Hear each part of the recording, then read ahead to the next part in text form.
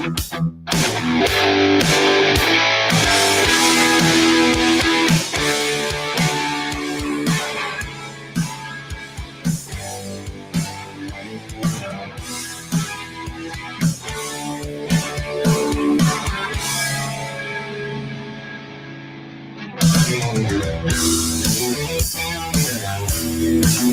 good morning, everybody, and welcome to the John DeVito Show. It is Tuesday, and the good thing about it being Tuesday is that means it's no longer Monday, so we're all excited about that. Monday is gone. It's in the rearview mirror, and we are making our way through the week. So welcome to the John DeVito Show. It is a beautiful day again here in Massachusetts. Man, over the weekend, we had baseball games, as usual. That's my life, going to baseball games all weekend. And Sunday, we played in Boston.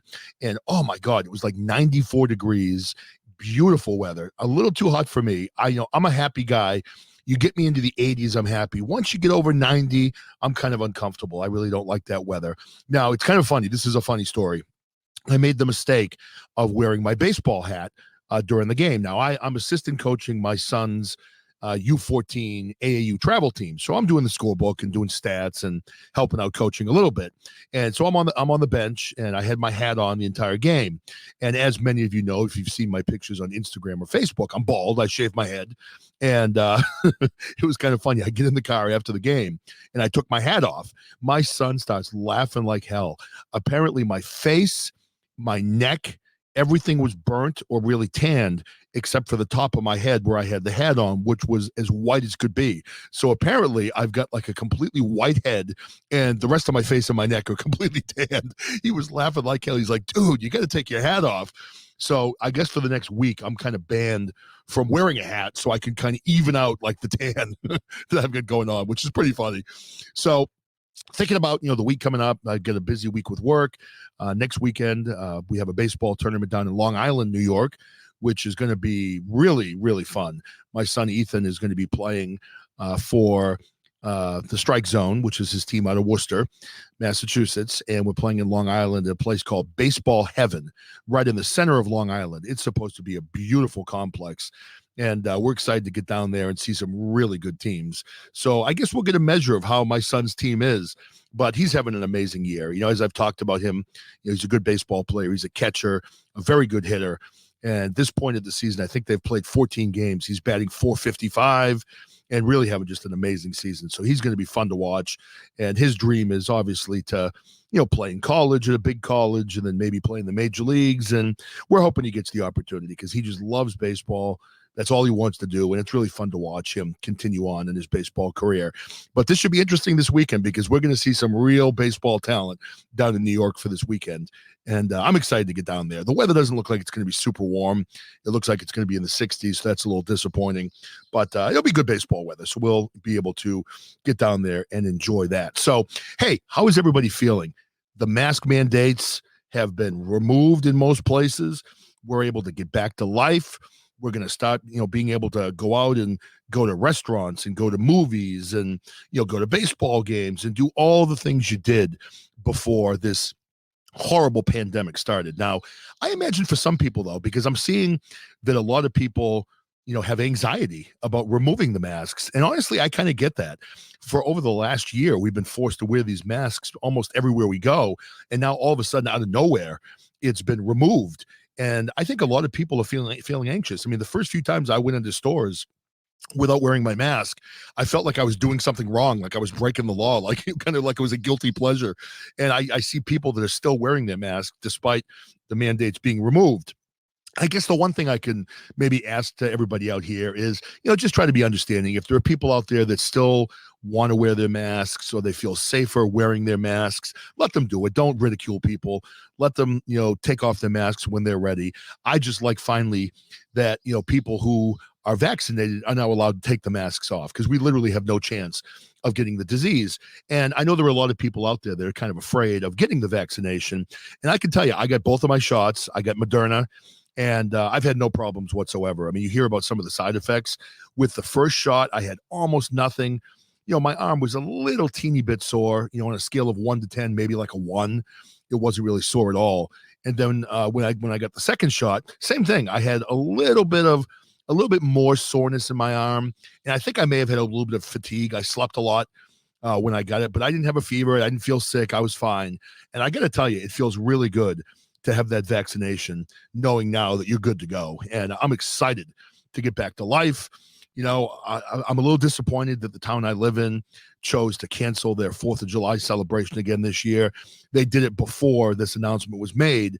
And it's a shame because my town, this little small town we live in central Massachusetts, they have like an amazing 4th of July celebration. It literally lasts for like a week.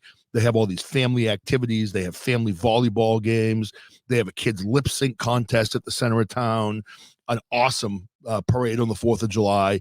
And for a small little town, I got to tell you, we have kick-ass fireworks in this town. They're really good. People come and they're surprised at how good our fireworks are.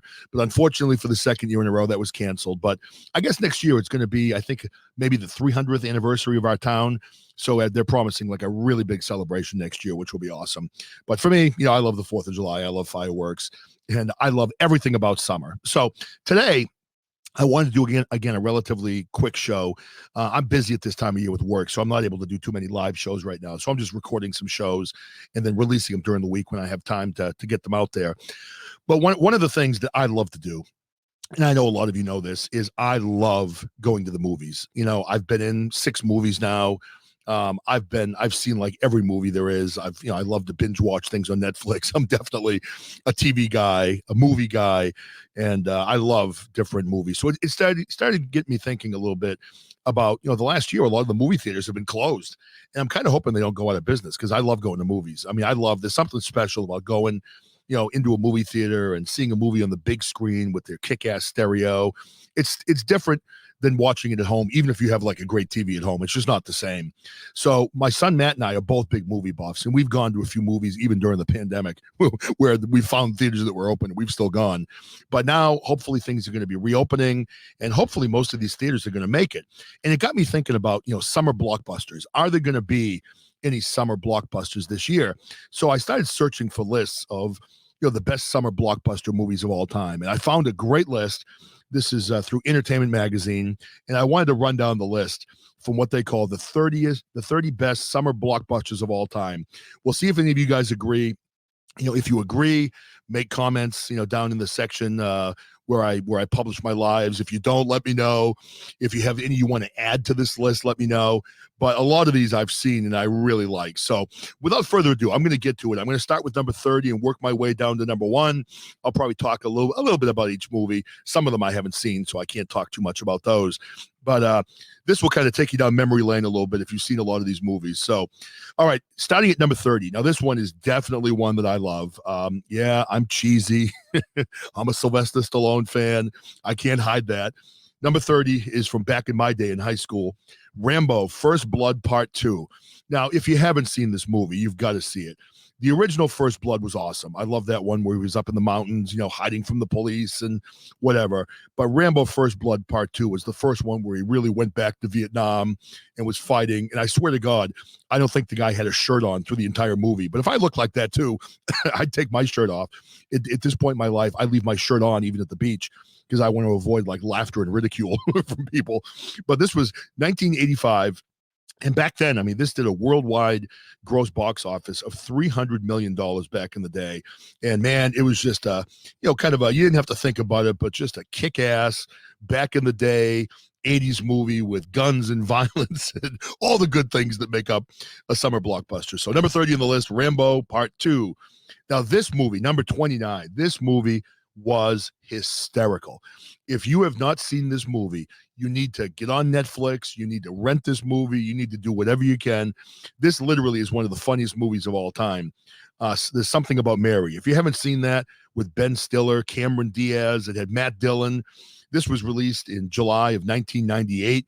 Oh my God. The one thing that still gets me about this movie is, do you remember the scene? There was Cameron Diaz's brother had special needs in this movie. And I remember that Ben Stiller knew that he liked baseball, so he brought him a baseball, and the special needs guy just kicked the shit out of Ben Stiller in the family room, like threw him on the ground, just beat the hell out of him. And the thing that really got me is, I always loved that the Farrelly brothers seem to cast people that had special needs in their movies. I've got a son that has autism, and that's kind of important to me. But when I researched the guy that played Cameron Diaz's brother in this movie, he is completely typical, no special needs whatsoever. I couldn't believe it when you see the performance this guy does. Oh my God. I mean, it was amazing. That just shows how good actors some of these people are, that guy did not have special needs. I mean, he absolutely just was amazing in that role. But this movie, it's one of those things where you're watching the movie and then just something crazy starts happening out of nowhere. It is just hysterical. So if you haven't seen it, number 29 on the list, There's Something About Mary. You've got to see that movie. Very, very funny movie. And that one actually did $369 million at the box office back in 1998. Now this one here, number 28 on the list, Guardians of the Galaxy. That was released more recently in 2014. I went to this very reluctantly with my kids. I didn't want to go, and I thought it was going to be stupid. I loved it. This was a kick-ass movie. Guardians of the Galaxy, the first one anyway, had Chris Pratt. I mean, it's a Marvel film. It was just amazing. Amazing. I loved it. It was, funny, had a lot of action, and this kind of unveiled Chris Pratt as more of like an action hero, and great movie. And this one killed it at the box office. Number 28, Guardians of the Galaxy, did $776,776,000 at the box office. So talk about a big moneymaker there. That's just absolutely crazy. All right, number 27 on the list. This one's kind of a mixed feeling for me, because as I've gotten older and as I've put on some weight and as I've shaved my head, my children now call me Shrek. So number 27 on the list is Shrek.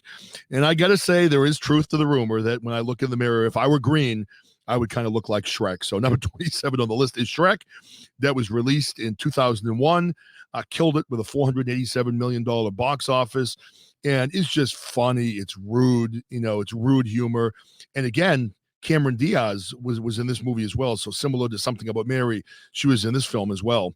So I would recommend Shrek too. If you haven't seen that, it is an animated movie, but it's really funny. So, all right, this one here, I don't know if I saw this or not. I can't remember. I don't think I saw this. This one, number 26 on the list, is Inception. So I may have to check this out. I don't think I've ever seen it. This was released back in 2010. This one killed it at the box office, $829 million at the box office. And this is basically, it was Christopher Nolan's 2010 action mixed brain twister, cerebral storytelling of Memento and The Prestige with the grand action of the Dark Knight film. So it sounds like it's pretty good. Evidence of the film's influence now each summer. We wait for that year's Inception. So yeah, I can't really speak on this, but it obviously killed it at the box office. And it looks like something that somehow I may have missed. So I'm going to have to go back and check out Inception. So that's number 26 on the list. All right, going down to number 25. This is the original Spider-Man with Tobey Maguire. Number 25, it was released back in 2002. And I will admit, I really like this movie. I thought Tobey Maguire played like a really good Spider-Man. He killed it in the role. Since then, we found out that Tobey Maguire is kind of a dick, so I've kind of lost some respect for him. But this film did, again, $825 million at the box office and absolutely killed it financially. So for me, this is probably my favorite Spider-Man. I've seen some of the newer ones, but I really like this one. Is probably my favorite. Oh, here we go. Number 24, man. This movie, if you have not seen this movie, you need to see this movie. This movie is one of the best war movies I've ever seen. And actually, looking at the number, I'm kind of surprised it didn't do as well as some of the other movies at the box office. But number 24 is Saving Private Ryan. Oh my God, the battle scenes in this movie are unreal. Tom Hanks was in this. You had just a cast of big names in this film. I think Matt Damon was in the film. You had a bunch of really good actors, and it was just sad, touching. The war scenes were just amazing to see what these guys actually went through in fighting. I mean, the initial scene when they're coming up on the beaches in Normandy and they're in their little boats and they're just shooting at them and they're getting blown away left and right. You get guys vomiting in the boats because they're so nervous. And I mean, there were so many people killed in that initial battle that literally the water was tinted red in the ocean. It was just absolutely amazing. So that was number 24. It was 1998. It did $482 million at the box office. Still great, but I mean, it did half of what Spider-Man did. So Saving Private Ryan is number 24 on the list of the best summer blockbusters of all time. Oh, number 23. I would think this would be higher. This is literally one of my favorite movies of all time. Gladiator, released back in 2000. This one did $460 million at the box office. And this one, I think, kind of had lower expectations going in. And I remember we went to see this. I went to the movie theater with my wife, who I think was my girlfriend at the time, and we were blown away by how good this movie was. I mean, it was just unreal. You had Joaquin Phoenix, who was just an absolute asshole in this movie, and you just hated the guy. He was just epitomized evil, as the Roman, the emperor. And then you had, of course, Russell Crowe, who was Maximus, who was just amazing in this movie. So if you haven't seen Gladiator, you got to get out and see it. Great movie. Watch it on a big screen TV. The battle scenes are amazing. Just great film. And definitely that would be probably in my top 5. But we'll see what the rest of the list looks like. These are kind of surprising me as I go along here. All right, this movie, I know this was a huge summer blockbuster. It killed it financially. I didn't love this movie. I thought it was good, not great. But Independence Day with Will Smith, I'm a big Will Smith fan. I love his movies. And it was good. And at the time, there was a lot of talk where people were talking a lot about aliens and things like that. So it was a good movie. I wouldn't say it was one of my favorites of all time. But if you haven't seen Independence Day, I mean, the scenes where they like blew up the White House and things like that, the aliens, it was pretty epic. So it was a good action movie. And Will Smith, as always, is awesome. So, but this one did, as I said, $817 million at the box office. So this one absolutely killed it numbers wise and was ranked number 22 of all time. So, all right, number 21, this really isn't my genre, but it killed it box office wise. Looking at the number, it doesn't really matter if I liked it or not. Toy Story 3 was ranked number 21. It was released back in 2010. This one did over $1 billion at the box office. Worldwide gross, $1,066 million. So holy crap. If you come out with a kick-ass kids movie, man, you just kill it financially. So I'm not going to talk too much about this one. I don't even know if I saw it because I think my kids were a little bit older then, so we never went to see this. But, again, the Toy Story series, if you have kids that are even younger now, you might want to go back and revisit those movies because they're really good films. Not really my thing, but all right, number 20 on the list. I will say that I did like these movies. I love Johnny Depp. So number 20, Pirates of the Caribbean, The Curse of the Black Pearl. I saw most of these. This was released in 2003. It did $654 million at the box office. And Johnny Depp's one of those actors, man. He can do anything. And he just was the perfect Captain Jack Sparrow. And I loved all these movies. Tons of action. He was really funny. And just good, kind of mindless fun to go to a movie theater and watch. So I definitely like those series. So 20, again, was Pirates of the Caribbean, The Curse of the Black Pearl. So, here we go. Here's a classic. All right, number 19. This is going back a little bit further, 1978. And I'm sure that most of you have seen this. The box office number is a little bit lower, but this was released in the 70s also, so that explains it. But if you look at the numbers it did from the 70s, it killed it. It did $397 million, being released in 1978. Who can forget John Travolta and Olivia Newton-John in Grease? I mean, oh my God, it's a timeless movie, just an amazing film from beginning to end. I mean, there haven't been many musicals that I really, love. This movie, it's one of those films. Whenever it's on, I have to stop and watch it. Just a great film. So Grease definitely would be on my list, and it's on the Entertainment TV's number 19 list of the top summer blockbusters of all time. Just a great film. So let's see. All right. M number 18, I don't know if I'd have this high, but again, looking at the box office numbers, I guess I'm wrong again. I know my daughter loves these books, and I don't know if she's seen all the movies, but she's read all the books. But released in 2011, Harry Potter and the Deathly Hallows Part 2. I will admit that I'm not really a Harry Potter fan. It's just not my thing, but I know that people that read the books and watched the movies are absolute diehards, and they're great movies, just not really my cup of tea. But this was released in 2011, worldwide box office, $1.3 billion. So there you go for Harry Potter. Obviously, crazy successful. And when you get people spending $1.3 billion on a film, they can't all be wrong. So maybe I need to go back and watch the Harry Potter series. I watched the original and I did like it, but I never went back and watched like the whole series. Maybe I need to do that some summer day. Just sit back and work over a couple of days, watch a bunch of Harry Potter movies and kind of get back to that. All right, here we go. This is a good one too. Number 17. Again, I think this is higher up because of the success at the box office. The Avengers movie, released in 2012. Worldwide box office, $1.5 billion again, and great action, movies. It's kind of funny. I was someone that completely rejected all the Marvel and DC and all the different comic films. I just thought I'm older, they're stupid, I'm not going to watch these. Then I started going to see them and realized how much I liked them. I mean, these these like different movies based on comic book heroes are really all excellent movies. And in the Avengers, you had Iron Man, Captain America, the Hulk, Thor, Black Widow, Hawkeye, all working together. And again, thinking back on Black Widow, that's Scarlett Johansson. You can't go wrong when you have Scarlett Johansson in a movie. She is one of my all-time favorites. And I think that my wife gave me a hall pass on her. So if Scarlett Johansson ever decides she wants to have some fun with a 53-year-old bald man who's a little heavy, then I get a hall pass with her. So I'm still holding out hope that she'll hear this. So Scarlett, if you're out there, my wife gave me the okay. Come on now. I'm waiting for you. All right. Moving on. We'll leave that at that. All right, here we go here. This is obviously, a classic. And wow, I can't believe this didn't do more at the box office. But going back to 1985, the DeLorean, you got Christopher Lloyd, Michael J. Fox, Back to the Future. I mean, obviously just a classic movie.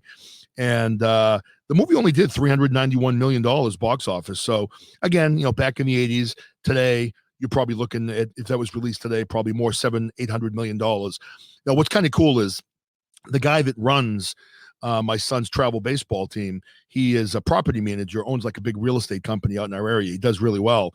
And he's got a collection of cars. One of the cars he has is a DeLorean. And he's been promising to bring the DeLorean to the game and let the boys ride in it if they win, a certain number of games. So I'm kind of hoping I get a chance to ride in the DeLorean at some point. It's a kind of a classic car. It was built back in the 80s. And I don't think too many of them exist now. So pretty cool. So number 15 on the list, we're going back to 1981. With Superman 2.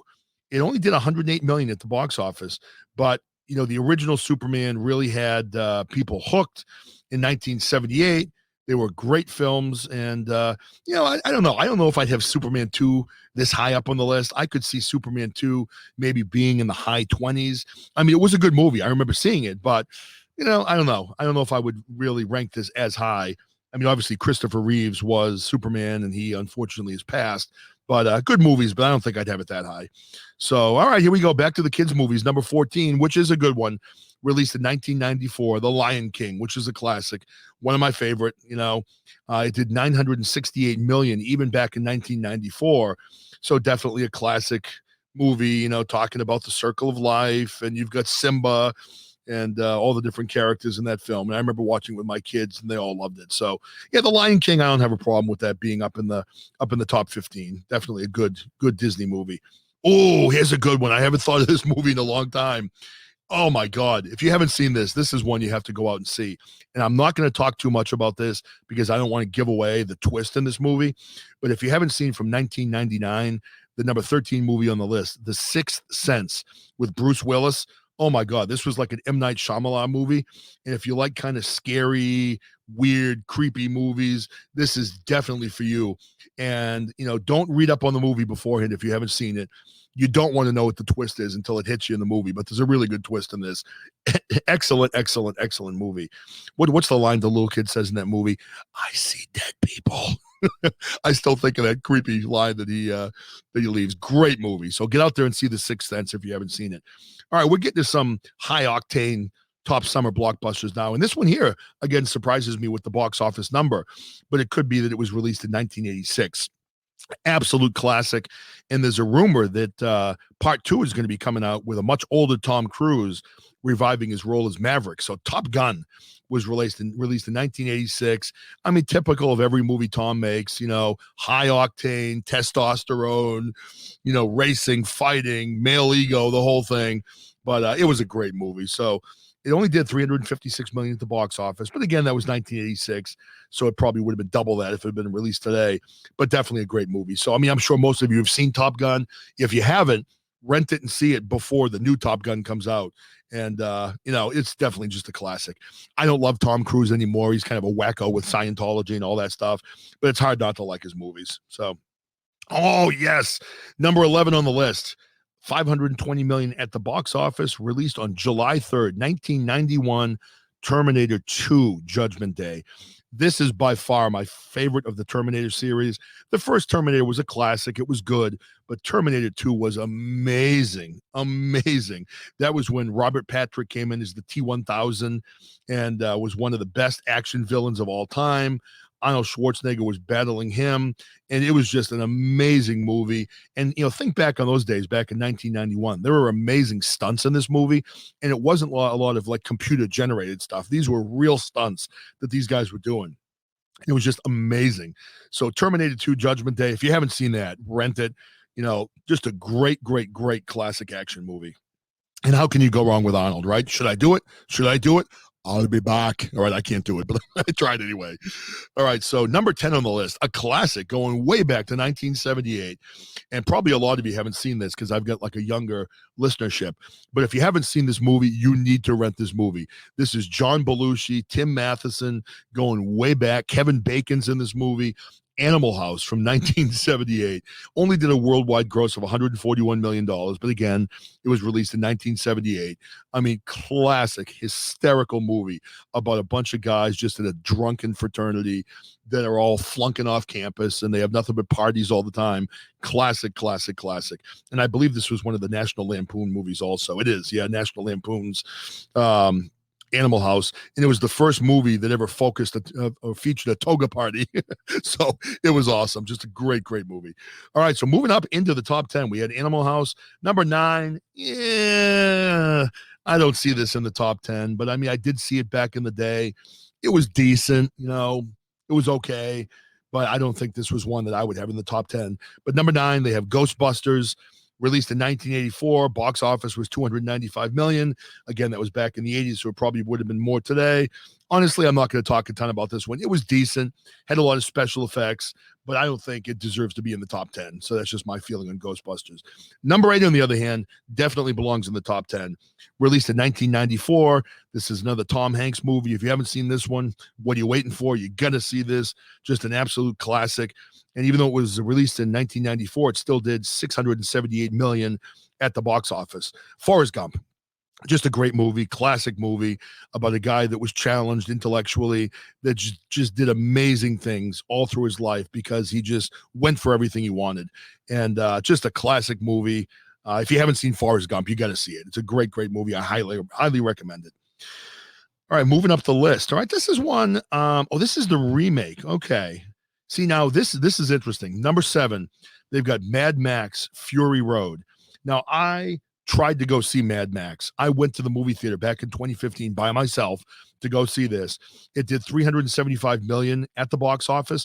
I walked out halfway through the movie. So maybe I shouldn't have walked out. Maybe I missed something. I thought it was boring. I did not like it. I thought it was stupid and it just wasn't for me. So I'm not sure how this one squeak up to number 7. I must have missed something in this film, but yeah, I walked out. I did not like it at all. So Mad Max Fury Road, not for me, but they have it ranked number 7. All right, going back to 1982 at number 6, E.T. the Extraterrestrial. So classic movie. And now think about this now. Back in 1982, this did $793 million at the box office. Those are crazy numbers going that far back. So, I mean, back then you didn't have, a lot of the different, as many movie theaters as you have now.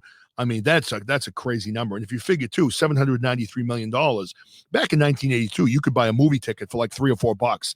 They weren't $15 like they are today. So that amount of money basically shows that just literally everybody in the country and a lot of people across the world went to see this movie. Great movie. I got nothing bad to say about it. It featured a very young Drew Barrymore. So if you like her, she's the little girl, classic Steven Spielberg movie. It's just a great movie. So if you haven't seen E.T., get out of the closet, go see it, rent it. You got to see it. It's a great movie.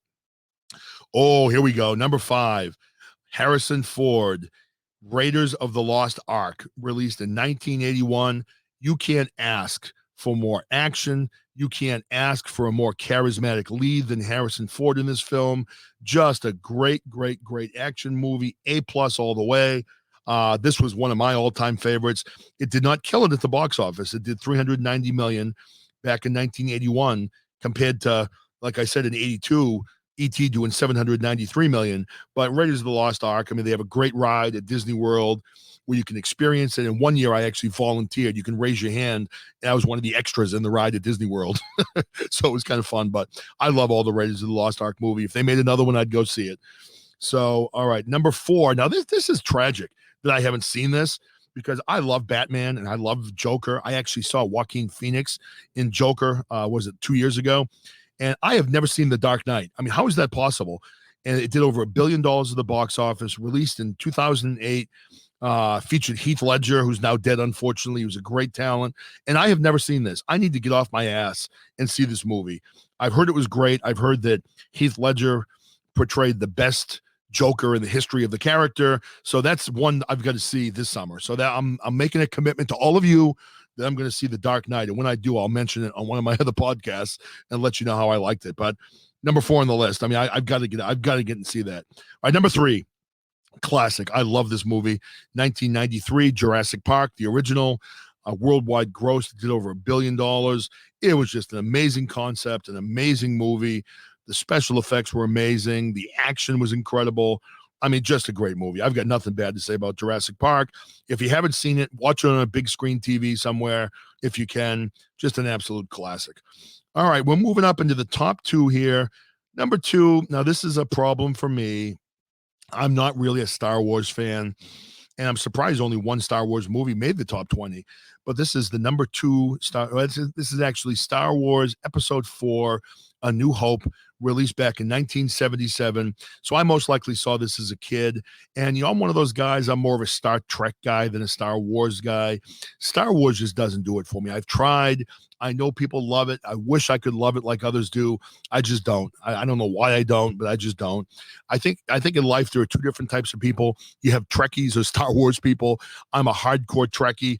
And since I'm a Trekkie, it's hard for me to like Star Wars, even though I've tried. But, it did $775 million at the box office, going all the way back to 1977. So that, again, literally means everybody in this country went to see that movie.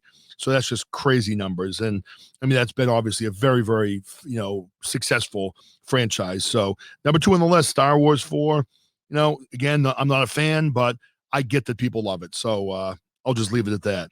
Number 1, I agree completely. It hasn't been on the list yet. If you're waiting for it, released in 1975, Jaws, the original movie.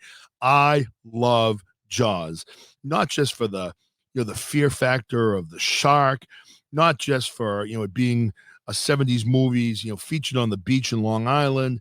The actors in this were amazing. I mean, it was just a great, great, great movie with amazing character actors, and definitely Jaws, I've probably seen it God knows how many times, probably 50 times. Every time Jaws is on, I have to watch it. I literally can't turn it off. It's just a great, great, great movie. And if you haven't seen Jaws, I mean, it's on TV all the time. You need to rent it. Don't watch it on one of the channels where they cut everything out. Rent the original, watch it. It's just a classic. It carries over from 1975 till today, and it's just an amazing movie. So there's the list. I'm going to run it down really quickly. Let me scroll back up to the top here. I'm not going to talk this time. I'm just going to release the top 30 entertainment TV's summer blockbusters. And I will say I agree with most of these choices. So number 30 on the list was Rambo, First Blood Part 2. Number 29, comedy, There's Something About Mary. Number 28 was Guardians of the Galaxy from 2014. Number 27 was Shrek, My Doppelganger from 2001. Number 26, Inception from 2010. Number 25, the original Spider-Man with Tobey Maguire from 2002. From 1998, number 24, Epic, World War II movie, Saving Private Ryan. Number 23, outstanding movie from 1990, Gladiator with Russell Crowe. Number 22, Independence Day from 1996. Number 21, kids movie favorite, Toy Story 3 from 2010. Number 20, Pirates of the Caribbean, The Curse of the Black Pearl with Johnny Depp from 2003. Number 19, classic movie with John Travolta and Olivia Newton-John, Grease from 1978. Number 18, Harry Potter and the Deathly Hallows, Part 2 from 2011. Number 17, from 2012, The Avengers. Number 16, Back to the Future from 1985. Number 15, Superman 2 from 1981. Number 14, The Lion King from 1994. Number 13, The Sixth Sense from 1999. Number 12 from 1986, Top Gun with Tom Cruise. Number 11, kick-ass movie, Terminator 2, Judgment Day with Arnold. Great movie. Number 10, Animal House with the legendary John Belushi, Tim Matheson, Kevin Bacon, on and on and on. At number 10 from 1978. Number 9, Ghostbusters, 1984, shouldn't be in the top 10. Number 8, Forrest Gump from 1994, classic movie. Number 7, Mad Max, Fury Road, 2015. I walked out halfway through the film. Number 6, E.T. the Extraterrestrial, classic movie, 1982. Number 5, Raiders of the Lost Ark from 1981. Number 4, The Dark Knight from 2008. Number 3, Jurassic Park from 1993. And the last 2, Star Wars, Episode 4, A New Hope from 1977. And the number 1 listed top blockbuster of all time, the movie Jaws from 1975. So there you go, everybody. So that gives you, if you're going to be inside a little bit this summer, God knows we've all spent plenty of time inside. Those are some summer blockbusters for you to check out. And just great movies. I hope all of you have created your summer bucket list for this year. We've missed so much time with friends and with family and with getting out there and enjoying things. So now that the mask mandates are being removed, people are told we can go back to normal. Get out there and enjoy your lives. Go to the beach, hike a mountain, get out there, enjoy your lives, see family members that you may have missed. And I know it's scary to take that mask off. And I'm telling you right now, I'm an anti-masker guy, but if I see people with their masks on, I'm not giving anybody a hard time.